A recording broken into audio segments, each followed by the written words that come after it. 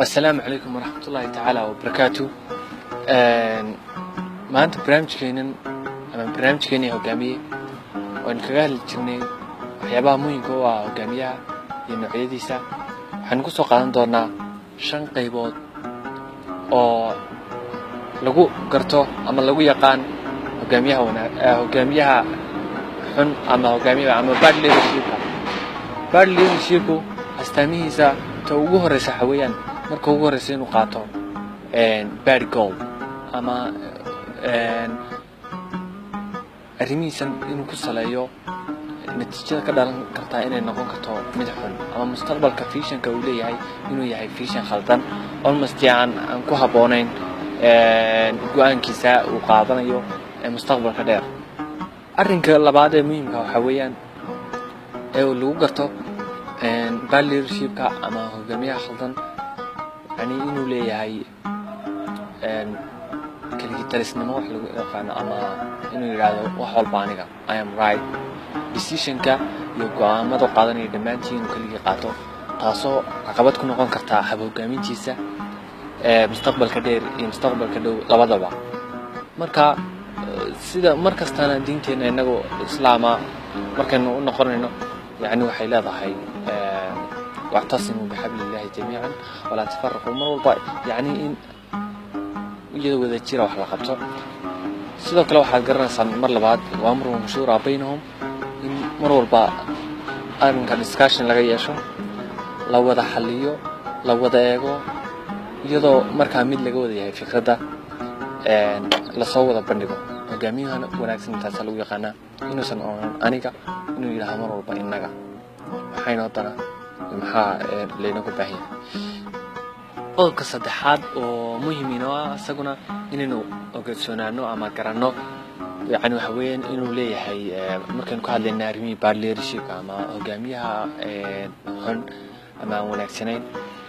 qodobkiisa saddexaad wuxuu noqonayaa in uu leeyahay unlovely character ama waxaan la jeclaysan dabeecadaan la jeclaysan oo mar walba meel xun taagan yahay ama si xun u hadlayo ama qaab ciyaal suuqnimo ama qaabaan looga baran leadership wanaagsan ama good leadership aan looga baran marka mar walba dabeecad xun ayuu leeyahay dabeecadiisa xun iyo meelaha xun uu taagan yahay kuma haboona leadership wanaagsan marka loo baahan yahay in la qeexo leadership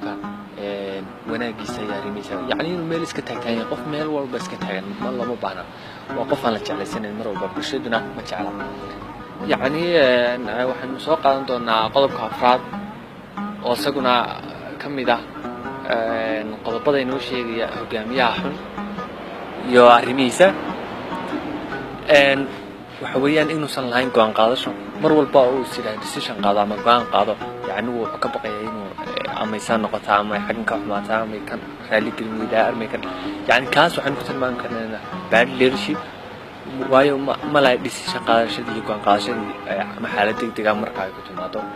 kaasna waxaan ku tilmaami karnaa bad leadership waxaan doonaynaa inaan ka hadalno qodobka shanaad oo ugu dambeeya qodobadeena shanta aan ku hadalno bad leadership-ka markaan ka hadalno bad leadership-ka afar qodob hore ku hadalay qodobkan waa kii shanaad kan shanaad waxaan ka hadli doonaa yani ma leh la tashi bulsho qof markuu leadership yahay waa inuu la tashadaa dadka inuu la tashadaa bulshada inta kuwa hoose inuu la tashadaa kuwa shaqaali la shaqeynaya inuu la tashadaa yani waa qof bulsho wada waa inuu marka kaas waxa weeyaan hogaamiyaha wanaagsan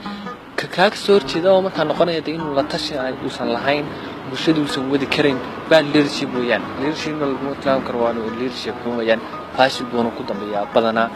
iyo xaalad kasta يعني waxaad ka garan karaysaa markaan ka hadlayno arrimahaas sulh al-Hudaybiyah يعني nabiga wuxuu la tashanay wuxuu ku yiri waa kii uu iimaanay xaaskiisa ku oranayay marka dadku iyo saxaabadu iga dagaadayeen maxaa sameeyaa yani waxa ku yiri saaduu sameeyo duwid markaad sameeysid ay iyaguna marka ku dayanayaan yani saasuu sameeyay وكي يجونا مركها يستحوذون نصو نقلين إن مع إسحيرتان كي يجوا إسحيرين ما تحستري كريم يعني سيقول كله هرمرية يتطاولون مركها taas waxay ku tusinaysaa in bulshada ay yeelato dad alxal walcaqdi ah oo markaa aad amarkaaga ama umurahaaga aad kala tashan karayso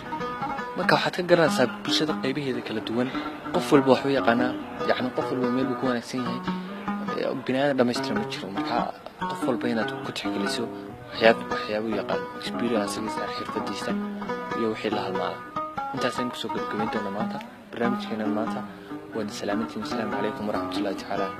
wabarakaatuh.